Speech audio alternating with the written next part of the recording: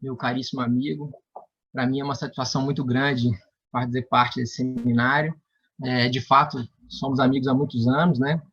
Desde a época que nem pensávamos em estudar processo, dar aula de processo. E para mim é uma satisfação poder abrir esse seminário que vai abordar um tema muito importante, que muitas pessoas se utilizam, dele trabalham, mas pouca gente o valoriza. Eu também fico muito feliz de poder dividir essa mesa virtual com o professor Felipe Bori, que é certamente uma das principais autoridades no assunto no Brasil inteiro. A obra dele é referência para todos nós sobre o tema, e eu, inclusive, por conta disso, vou tentar abreviar ao máximo minha exposição para que a gente possa ter mais tempo para ouvi-lo, né? Porque, afinal de contas, ele aqui que é autoridade nesse assunto. Eu estou, pela primeira vez aqui, tentando aproveitar a oportunidade, até falei com o Dr. Brenner, de, ao mesmo tempo que nós estamos aqui ao vivo no Zoom, estou também ao vivo no meu Instagram, porque as inscrições do nosso seminário se esgotaram. Então, o pessoal que está me ouvindo aí pelo Instagram está me vendo um pouco de lado, mas espero que pelo menos o áudio as pessoas consigam acompanhar, como fazer essa experiência nesse novo mundo aí, nesse novo normal, como muita gente está assim nomeando. Eu não tenho uma experiência muito vasta nisso, não, mas, enfim, vamos ver o que vai acontecer. Bom, eu, claro, não podia também deixar de agradecer o convite da OAB, na pessoa dos seus diretores, que lembraram do meu nome. Para mim é uma satisfação muito grande. Eu que sou advogado, sempre fui advogado, defendo advogado, e principalmente nesse momento de crise, nós, professores e advogados, precisamos cada vez estar mais próximos, trocar experiências, aproveitar dessas vantagens da tecnologia para tentar fazer com que a carreira, ou melhorar as carreiras, continuem forte, porque só assim é que a gente vai conseguir fazer com que a justiça, de fato, seja efetivada. Bom, no título da minha palestra, eu dividi a minha exposição em 3 partes. Chamei de passado, presente e futuro a respeito da Lei 9.099, que está fazendo agora, em setembro, 25 anos. Então, muito brevemente, eu vou tentar trocar nesses 3 momentos históricos e lançar algumas dúvidas, alguns questionamentos, algumas perspectivas que me parecem importantes a respeito do assunto. Claro que muito provavelmente eu vou trazer aqui mais dúvidas do que respostas, mas acho que essa é a ideia. Estamos aqui para todos aprendermos e trocarmos ideia a respeito do assunto. Bom, como eu sei que tem muitos alunos de graduação aqui, eu vou trazer alguns dados históricos, certamente dos colegas advogados e profissionais que são conhecidos há bastante tempo, mas acho que seria interessante para contextualizarmos o assunto. Antes de começar, só para a última coisa que eu lembrei, como eu disse anteriormente, como nós temos muito mais dúvidas do que certezas, do que respostas, eu queria deixar os meus contatos para que as pessoas depois pudessem entrar em contato, que a gente pudesse conversar, porque me parece que é assim que nós vamos conseguir efetivamente fazer tudo crescer. Então, podem me procurar pelo Instagram, no @professor Márcio Faria, mesma maneira no Facebook também, professor Márcio Faria, e pelo Twitter é Márcio C, de casa, Faria, Márcio C. Faria. Bom, agora sim, então, passemos à nossa exposição. A Lei dos Juizados, a Lei 9.099 de 95, na verdade, ela foi claramente inspirada, e obviamente que aqui eu estou falando sobre processo civil na parte do Juizado Especial Estadual Civil, não vou me atrever a falar de criminal. Ela foi claramente inspirada numa lei de 1984, que era a Lei dos Juizados de Pequenas Causas, a número 7.244. É importante perceber o contexto histórico. Em 84, boa parte das pessoas que estão aqui me assistindo sequer tinha nascido. Eu tinha 3, 4 anos, também não posso dizer que eu era tão experiente assim, mas nós já falávamos de juizados de pequenas causas, muito embora não tratássemos, obviamente, com a complexidade que o tema hoje tem. O tempo foi passando e eu, para pesquisar nessa palestra, eu consegui encontrar alguns textos clássicos de professores como o professor Ada Pellegrini Grinover, o professor Kazuo Watanabe, que lá em 87, 88, escreveram sobre o assunto, sobre o acesso à justiça concretizado pelos juizados, e a gente consegue perceber muito nitidamente que isso de fato aconteceu. A Lei dos Juizados Especiais de 95, ela foi um grande marco de abertura das portas do judiciário para uma grande parcela, talvez a imensa maioria da população, que não tinha acesso à justiça, basicamente porque algumas demandas não compensavam de ser levadas ao judiciário ou porque não tinham condições financeiras e econômicas para assim fazer. Então, é fundamental a gente deixar claro que a Lei 9.099 ela é, de fato, um marco nessa grande onda do acesso à justiça que o nosso país passou, pelo qual o nosso país passou, principalmente com a Constituição de 88. Mas, como eu dizia, no histórico da lei, anteriormente, se imaginava uma norma que viesse a tratar dessas causas de pequeno porte, essas pequenas causas, mas não só elas, e também as causas de menor complexidade. É importante frisar isso, porque a nossa Constituição ela diz claramente em 2 dispositivos, os juizados especiais devem tratar tanto das pequenas causas, como já tratavam os juizados anteriores, lá pré-Constituição, como as causas de menor complexidade. E aí eu me lembro sempre de um exemplo do professor Alexandre Cambro, professor de todos nós, em que sempre coloca o que é uma causa de menor complexidade. Imaginem que nós tenhamos, por exemplo, um acidente de trânsito, e esse exemplo é dele, entre um Fusquinha e um Chevette. Os danos causados ali naquele acidente de trânsito certamente vão ser menores que o teto juizado. Mas se esse mesmo acidente de trânsito tivesse causado por uma Ferrari ou uma Maserati, nós teríamos a mesma complexidade da matéria, mas com o valor da causa muito superior ao teto juizado.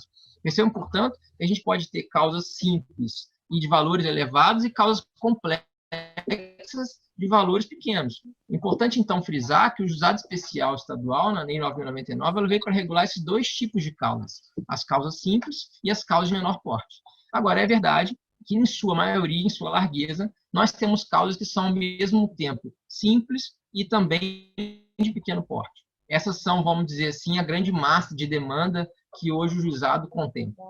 Mas, como eu dizia do histórico da lei, e é importante tecer algumas considerações a respeito disso, se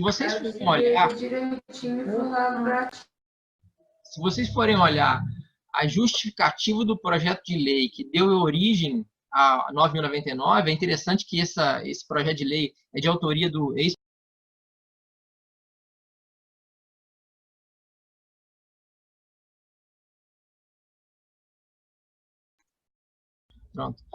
de autoria do ex-presidente e ex-deputado Michel Temer, é o PL 1480 de 89, ele traz algumas questões muito interessantes na sua justificativa. Não sei se os colegas tiveram cuidado de fazer essa pesquisa. E eles dizem, por exemplo, a justificativa diz, por exemplo, que os juizados especiais vinham para tratar da justiça menor. E essa expressão estava presente, como está presente na justificativa. E depois dizia, mais adiante, na própria justificativa, eu vou voltar nesse assunto mais adiante, que não havia necessidade de transcrição da colheita das provas orais, porque a presença das partes era suficiente para controlar a atividade do juiz. Eu trouxe esses 2 pontos porque eu vou voltar neles mais à frente quando chegar no momento presente. Gostaria que os colegas e os alunos que estão aqui nos assistindo guardassem os 2. Justiça menor e que a presença das partes é suficiente para controlar a atividade judicial, a atividade da judicatura. Essa lei, que depois, então, veio a lume em 95, ela não surgiu do nada. O próprio PL faz menção expressamente à atividade da professora Pellegrini, que eu já citei. Então, foi uma lei que foi muito pensada pelos processualistas. A ideia, eu sempre digo isso para meus alunos quando falo do assunto juizado, a ideia da lei era boa. A prática é que, infelizmente, por vários motivos, é que acabou corrompendo. Daqui a pouco chego nesses pontos. Se os senhores forem pesquisar, vão achar as obras da época dizendo que a ideia é que a justiça do juizado, os juizados especiais, o procedimento sumaríssimo, teria uma duração muito célere, com uma ideia de que a causa ela demoraria no máximo 6 meses, do seu início até a execução. E quem hoje milita no juizado sabe que em 6 meses, se bobear, dependendo do lugar, não se marcou a primeira audiência, a audiência de conciliação.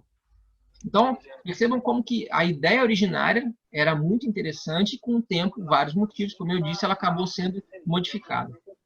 Uma outra questão importante está logo nos seus princípios informadores. A lei do juizado nasceu para ser informal.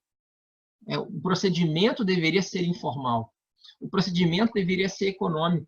Deveria se buscar a autocomposição a todo tempo. Na prática, a gente percebe, talvez muito por conta da prática dos advogados, e é importante a gente fazer também uma meia-culpa, que o rito dos juizados, por vezes, é tão mais formal do que o procedimento comum.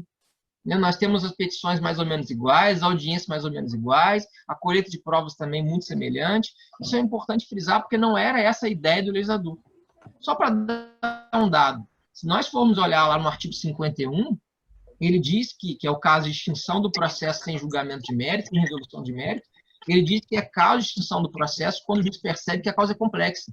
Muita gente dizia, mas por que o juiz não pode, quando o processo é extinto, determinar a distribuição com uma vara civil comum?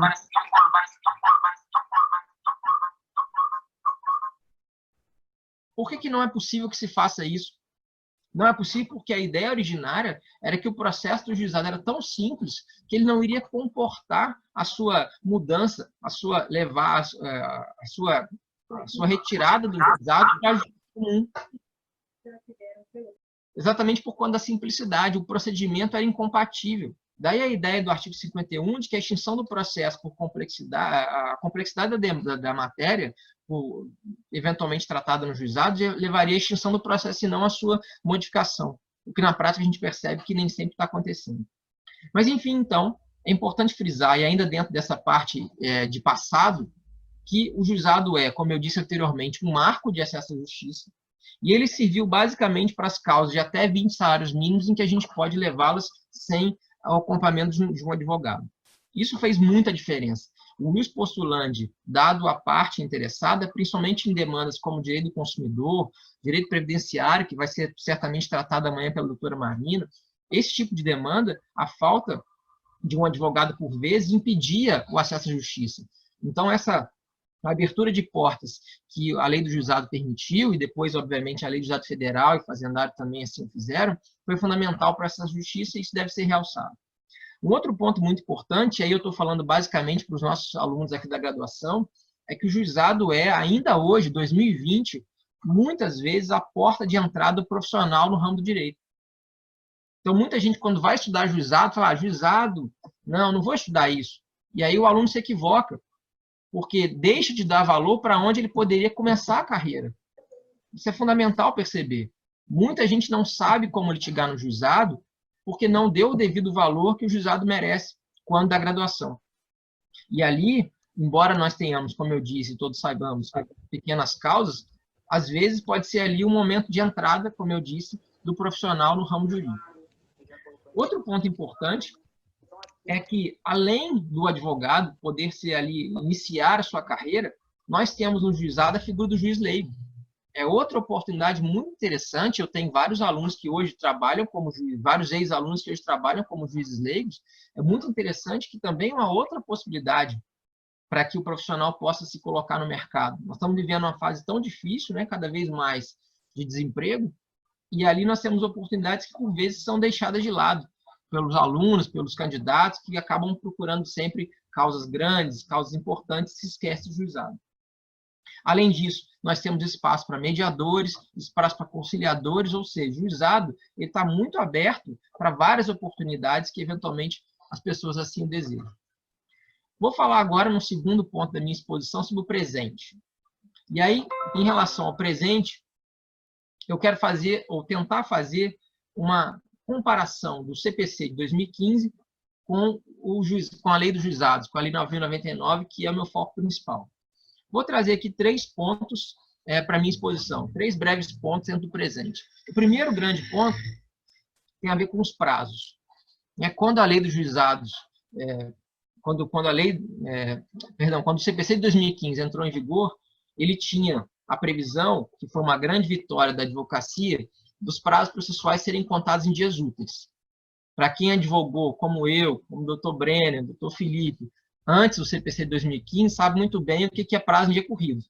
Eu conto isso sempre para meus alunos, que eu perdi um dia de carnaval em Salvador por conta de um prazo publicado na quinta-feira antes do carnaval. Porque eu tinha que fazer um recurso especial e tinha que ter feito antes em base de declaração, aquela confusão toda, enfim, acabei perdendo um dia do bloco, os colegas podem imaginar o que é isso.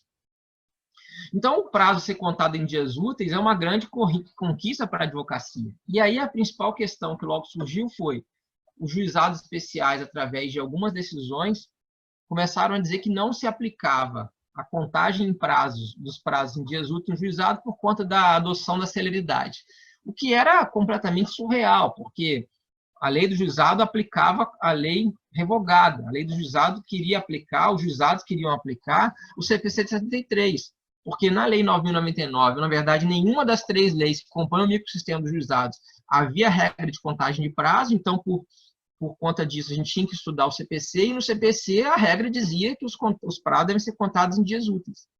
Mas ainda assim havia um enunciado do FONAGE e havia entendimento no sentido de que o prazo deveria ser contado em dias corridos.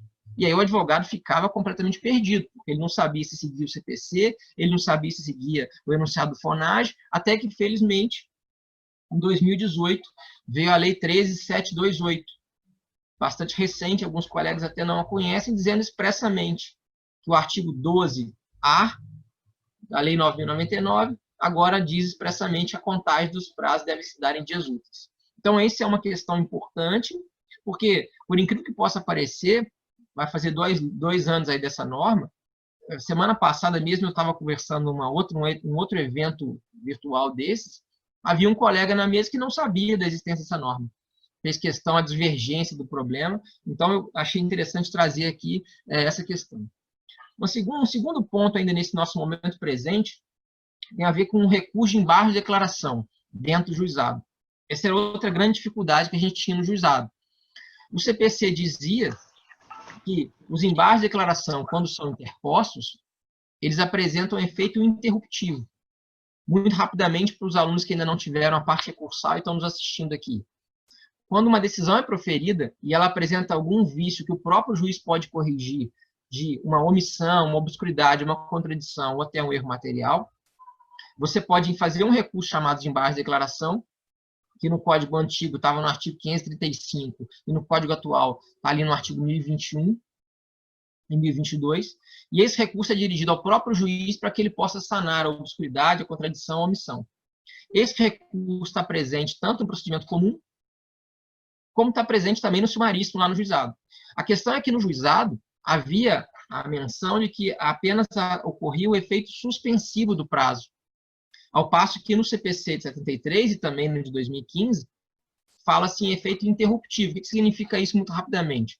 Quando eu interponho um recurso de embargo de declaração, o meu prazo para outros recursos, como por exemplo uma apelação, ele fica interrompido e ele vai começar de novo do zero, quando sair a decisão dos embargos. Então imagine que saiu uma decisão que eu quero fazer o recurso de embargo de declaração, publicada, depois de 3 dias eu entrei com recurso de embargos. Quando sair a decisão dos embargos, meu prazo não vai contar do 3º dia em diante, ele vai começar a contar de novo do zero, porque isso é o chamado efeito interruptivo. Só que isso não acontecia nos juizados. No juizado, o efeito era suspensivo. Nessa situação, portanto, quando saísse a decisão do meu exemplo que eu acabei de citar, o prazo iria continuar. Eu teria, a partir dali, o 4º, 5º dia. Só que nós tínhamos um problema muito grave, porque eu tinha situações em que os embargos de declaração poderiam ser interpostos mais de uma vez. Então, imagine, eu tenho uma sentença que eu quero, posteriormente, fazer um recurso nominado, que é o paralelo da apelação lá no juizado. O prazo do recurso nominado de 10 dias. Com 5 dias, eu entrava com recurso de embargo de declaração. Depois de um mês, por exemplo, o juiz decidia, negava o meu recurso de embargo de declaração. Eu embargava novamente, porque eu entendia que a omissão, a obscuridade, a contradição ainda persistia. No 5º dia, eu entrava de novo com os embargos. Quando saísse a segunda decisão dela, se eu quisesse fazer o recurso nominado, por essa situação não tinha mais prazo, porque o prazo não estaria sido interrompido, que obviamente era um completo nonsense. Então, nessa situação, o que fez o legislador? Disse expressamente que também no juizado, agora, desde o Código de 2015, ocorre o efeito interruptivo. E está no artigo 50 da Lei 9.099, para quem tiver aí com a norma em mãos. Uma outra questão ainda dentro desse momento presente, e também diz respeito ao assunto de embargo de declaração, é que lá na Lei 9.099, originariamente, havia a possibilidade de interpor embargo de declaração quando a decisão tivesse omissa, obscura, contraditória ou tivesse dúvida. O que era uma porta de entrada gigantesca para litigantes de má-fé. Então, o que é uma decisão que traz dúvida? Eu estou aqui falando há pelo menos uns 20 minutos, pode ter alguém que está entendendo exatamente tudo que eu estou falando e pode ter gente que está com dúvida, porque a dúvida é um conceito subjetivo. Só que o advogado que queria protelar o processo se valia desse conceito aberto para poder entrar com base de declaração sempre, porque o recurso, obviamente, causa ali um transtorno ao andamento do processo.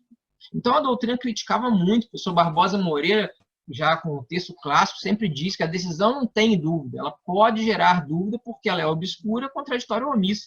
Mas ela em si não tem dúvida.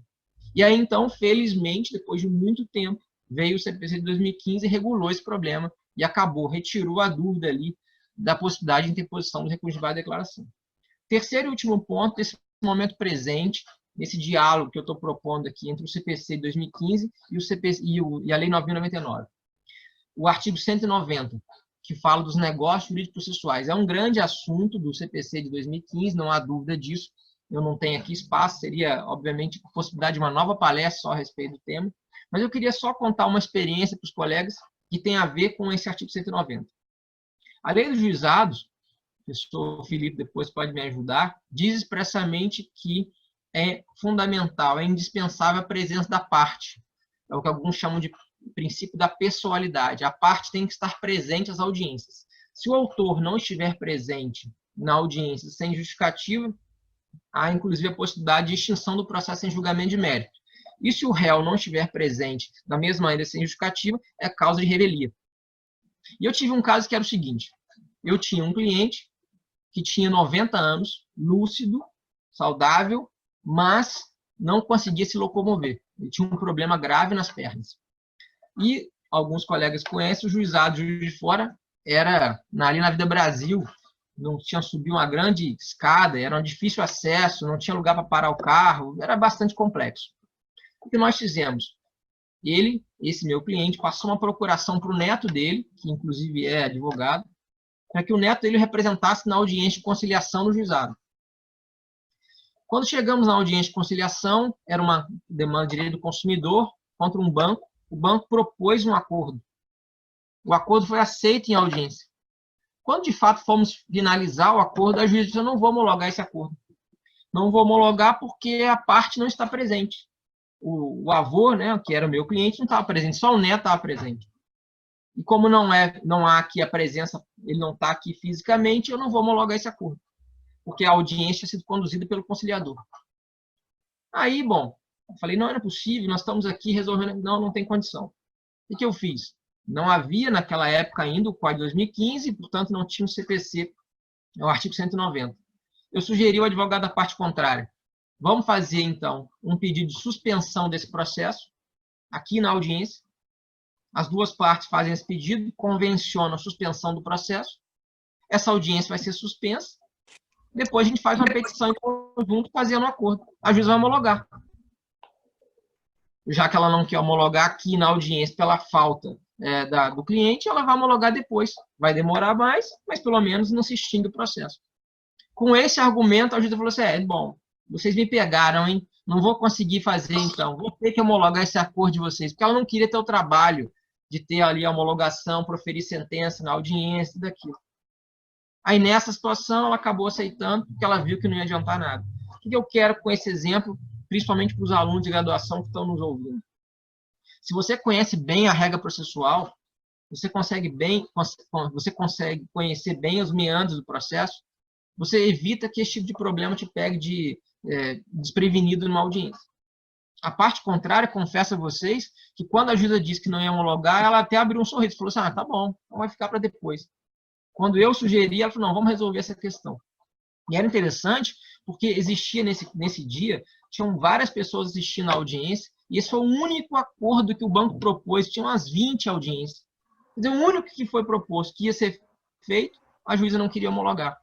Isso é exatamente contrário ao espírito da lei. E aí vem o Código de 2015, no artigo 190, e diz que as partes podem entabular acordos processuais atípicos. Percebam que esse exemplo que eu dei já estava previsto no Código 73, que é um acordo processual de suspensão convencional do processo.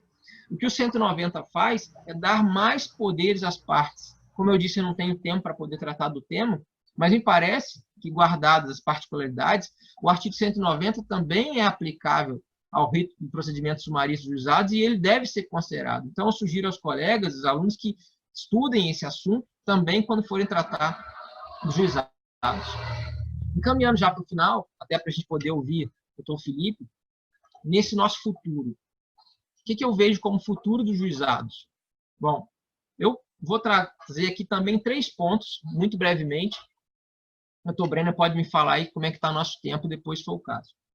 Primeiro ponto tem a ver com a execução. Nós temos tramitando hoje, no Congresso Brasileiro, a despeito da pandemia, um projeto de lei, que é o de número 6204, de 2019, que é o projeto que pretende retirar boa parte da execução do judiciário. É o chamado projeto da desjudicialização da execução. Também é tema de uma outra palestra ou de uma outra live, como queiram, mas, muito rapidamente, nesse projeto, no artigo 26, ele diz respeito, ele menciona que o CNJ vai redigir modelos, formulários, para ajudar a parte que eventualmente vai levar a sua execução de forma desjudicializada. Muito rapidamente, 2 minutos. A ideia desse PL é tirar a execução do judiciário e colocar nos cartórios extrajudiciais, basicamente nos tabelionatos de protestos. Então, você vai ter o seu título executivo, em vez de ir ao judiciário para executá-lo, você vai até o cartório. E aí, quando vai implementar essa ideia, diz a lei, o PL, que o CNJ vai ajudar a parte, o advogado e a parte, criando formulários para facilitar que essa execução não tenha nenhum tipo de nulidade, nem encontre nenhuma dificuldade, ou pelo menos reduza a dificuldade. Por que me parece que isso é importante para o juizado? Porque esse PL não faz nenhuma referência ao juizado. Então, aparentemente, as execuções dos títulos executivos judiciais e extrajudiciais, que são hoje de competência do juizado, aparentemente vão continuar sendo de competência do juizado.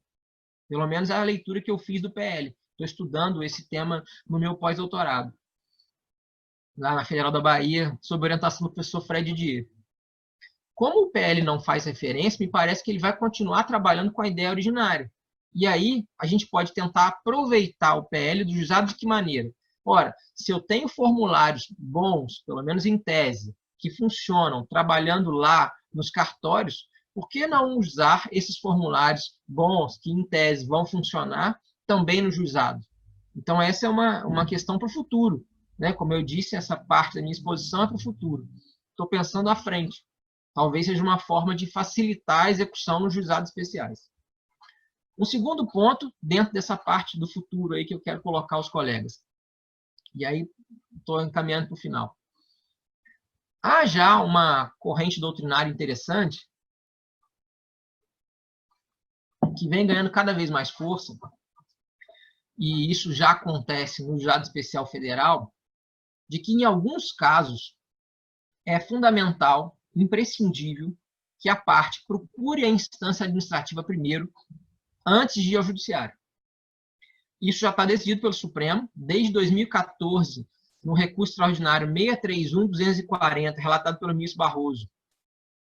É uma tese de direito previdenciário, cujo, talvez, um dos principais, se não o primeiro, que escreveu a respeito disso foi um colega da UERJ, o doutor Iório. Não sei se o Felipe conhece o Iório, acho que sim. A dissertação de mestrado dele é exatamente o voto do ministro Barroso nesse recurso extraordinário, em que ele diz: se eu tenho um problema previdenciário, primeiro eu tenho que tentar no INSS. Fui no INSS, não consegui resposta. Ou a minha resposta demorando demais, aí sim eu vou para o juizado. O que estava acontecendo? Os advogados estavam dispensando o requerimento administrativo e indo direto ao judiciário. E isso estava, obviamente, assoberbando o judiciário demais. Então, nesse julgamento, entendeu-se que não era absurdo, não era ofensivo ao acesso à justiça, que se exigisse que a parte fosse primeiro numa instância administrativa, para aí depois entrar no judiciário, se não tivesse, obviamente, a resposta. Por que eu quero trazer esse tema?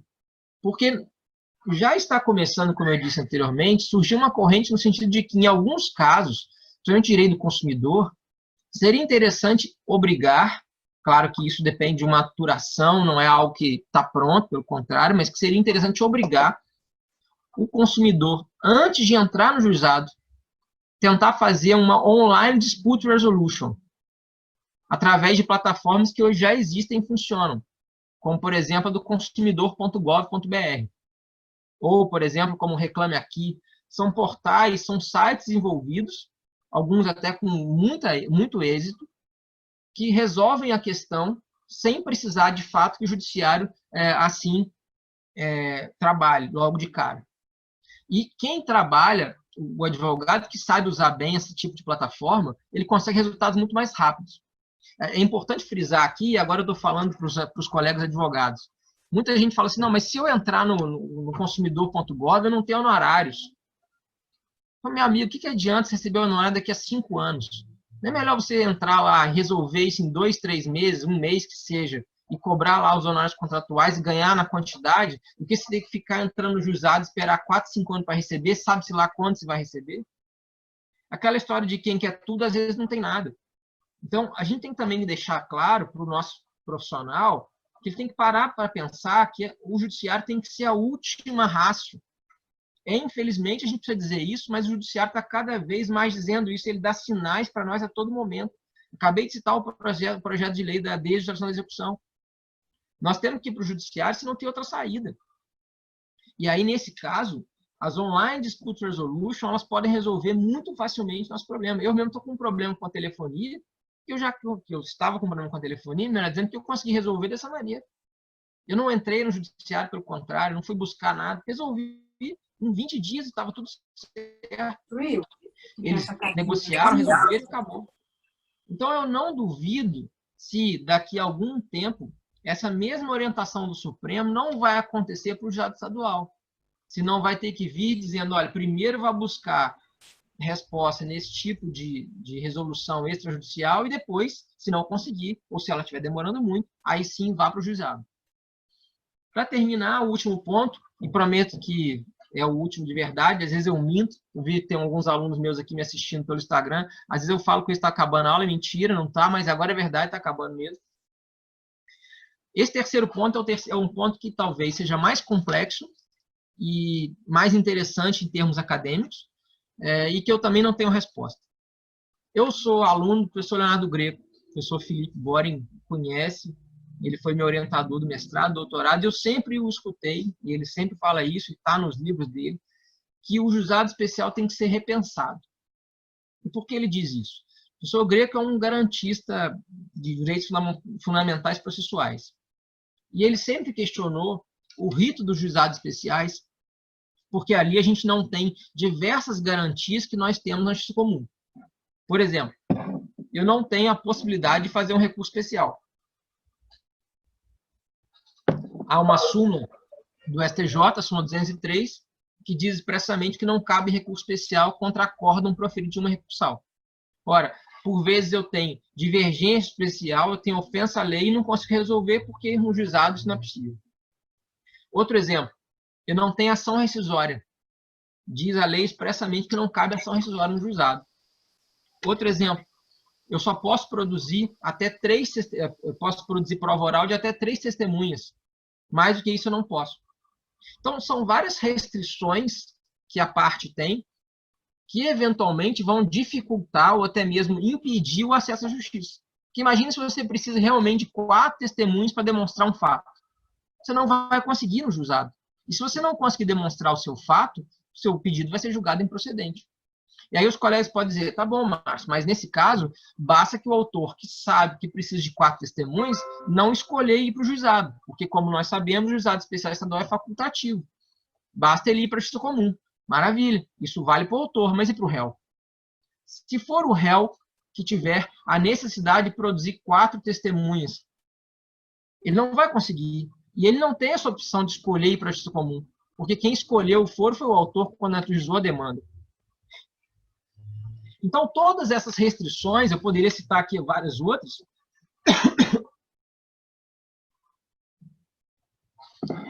fazem com que o professor Greco tente dizer que, na verdade, o que nós teríamos no juizado seria um procedimento, uma cognição mais frágil, a expressão não é dele, é minha, mas uma cognição mais frágil, e, portanto, nós teríamos que repensar se, no juizado, de fato, nós temos coisa julgada material, indiscutível e imutável.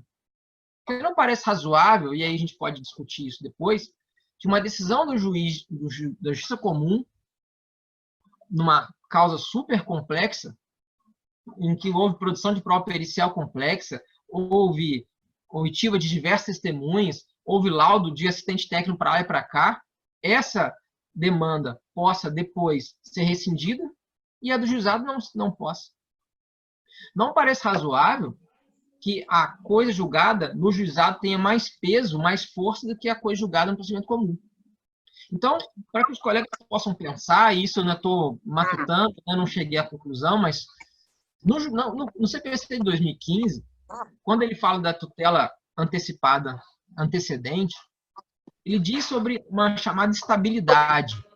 Está lá no artigo 311, no artigo 304 em diante, perdão. E ele fala dessa estabilidade, quando eu tenho uma tutela provisória, se ninguém discutir, eu não vou ter tempo para tratar desse tema, mas, enfim, só para ficar referência, nessa tutela provisória, que alguém entrou requerendo uma medida de urgência, se ela for deferida e aquela questão se pacificar, ela se torna estável, ali não temos uma coisa julgada. Um exemplo bem simples que a doutrina tem usado, e a jurisprudência também tem usado. Eu entro com uma ação pedindo um remédio. Entro pedindo, preciso de um remédio, esse remédio não existe no SUS, ele está em falta, eu preciso desse remédio. Entro com a ação, peço uma tutela provisória, esse remédio é deferido, eu recebo o remédio, a parte contrária não tem interesse em contestar. Por exemplo, o Estado, a União, o município, não tem interesse, porque ela de fato sabe que estava equivocada, ela de fato sabe que deveria ter concedido o remédio, mas por algum motivo não tinha no momento em que eu precisava. Ela, então, não contesta a demanda e ela se torna estável. Diz o Código que a parte tem 2 anos, se quiser, rediscutir essa estabilidade através de uma ação. Por que não se pegar essa ideia que está presente no CPC de 2015, como eu disse, é uma ideia, me parece nova, que precisa ser trabalhada, mas por que não se pegar nessa hipótese dessa ação que o Código estabelece e não levá-la para o juizado? Em outras palavras, eu vou ter no juizado uma cognição sumária, não sei se posso dizer que se trata de uma cognição sumária, mas me parece que ela não é exauriente em todas as hipóteses, ou não é exaustiva 100%. E essa decisão do juizado, se assim for o caso, ela vai poder ser discutida nessa ação de 2 anos. E vamos falar a verdade, o Dr. Felipe certamente sabe, e no livro dele consta esses precedentes. Existem diversos casos em que o juiz de primeiro grau aceita uma ação anulatória de decisão transitada em julgado. Ele não diz que é rescisória, porque ele não pode falar, mas ele fala, isso aqui foi um erro crasso, essa decisão está equivocada, eu não vou determinar a execução, eu vou resolver esse problema. E já que isso acontece, e acontece de uma situação completamente nonsense, completamente de falta de regulamentação, por que não se regulamentar isso? Por que não se criar um procedimento previsível e, portanto, seguro para que isso aconteça? Me parece uma ideia que a gente poderia começar a avançar. Como eu disse, é uma ideia inicial, começando a pensar nela, mas me parece que pode ser algo para resolver o problema da coisa julgada no juizado. Bom, eu queria mais uma vez agradecer a oportunidade, eu estou à disposição aos colegas, todo mundo que me assistiu, o pessoal do Instagram que também assistiu, agradeço a paciência, estou muito ansioso para ouvir a palestra do Dr. Felipe, meu grande colega, e eu agradeço mais uma vez ao Dr. Breno, espero que o pessoal tenha apreciado e estou à disposição, uma boa noite para todos. Meu caro professor Márcio, muito obrigado pela sua palestra de hoje.